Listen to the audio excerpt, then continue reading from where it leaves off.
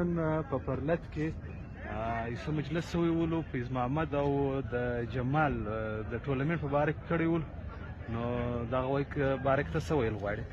بالکل ما واورېدلو پر سوشل میډیا په ذریعه سره ما واورېدل چې پرلت کې نن داسې مجلس شوی زموږ د ټورنمنټ په حواله سره. د پرلت ناکامي د ټول چمن ناکامي ده. د پرلت د ټول چمن پرلت دا د چند کسانو نه دی. نو زما په خیال سره چې نن کومه ویډیو جوړه شوې وله او پرلت کې کوم بحث شوی و، په کار دا ولو چې د پرلت کومه کمیټي وه هغو زموږ سره رابطه کړې ول. دغه ټورنمنټ د 3 میاشتو سټارټ دی. د 3 میاشتو دا ټورنمنټ سټارټ دی چې پرلت ولو نه دا شروع. نو د پرلت د کمیټي باندې موږ دا حق درلودی چې دوی زموږ سره رابطه کړې وای، زموږ سره دا خبره کړې وای چې دا پرلت دا سار مال میچونه نقصان لري.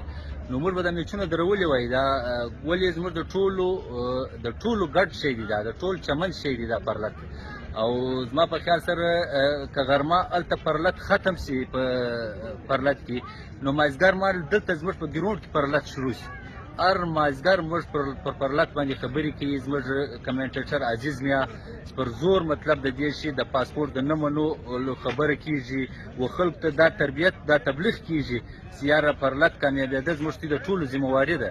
نو چې کوم د پرلت کې دا د پرلت سټیج کوم نن زموږ خلاف استعمال شو او دا زموږ د چمن د فوټبال خپل یو عرفت دی، هغو چند کسانو دا سازش وکړي دغه پرلت یې د دې دپاره زموږ خلاف استعمال کوي چې دا ټورنمنټ د دې شي دپاره شروع دی، دا ټورنمنټ د پرلت د ناکامېدو دپاره شروع دی.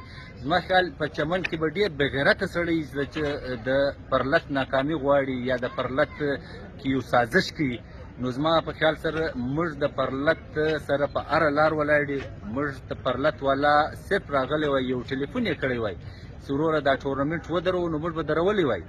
نو زموږ کوشش هم دا یاد دی چې د پرلت په څه طریقه کامیابه کېږي موږ ټول کامیابه کړو. دا د هر سړي د هر شعبې والا کار دی، که هغه ډاکټر دی، که هغه ټیچر دی، که هغه سپورټسمین دی، که ټول هغه کسان دي. دا د ټول چمن مسله ده، دا بلکې د چمن نه د ټول در کراچي پرې د پښتون قام مسله ده. نو زما په خیال سره دا کوم ویډیو یا دا کوم سټیج چې زموږ خلاف استعمال شو پر دې زموږ ډېر افسوس دی. په کار دا دی چې د پرلت کمیټي پر دې باندې ایکشن واخلي، پوښتنه وشي چې ولې دی چې ډایرکټ موږ پر دې ټورنمنټ الزامات ولګوي. زما زیاتي پر ما باندې پرسنل مطلب ډېر زیات الزامات ولګېده. ما خیال دا مناسب نه ده چې دا دونه غټ سټیج د دا رقم سازش خلک استعمالوي او د زموږ خپل عارفان دي په فوټبال کې، موږ هم عارفتوب لرو. نو په کار نه و چې دی سوی وای، په کار دا وای چې دوی زموږ سره رابطه کړې وای.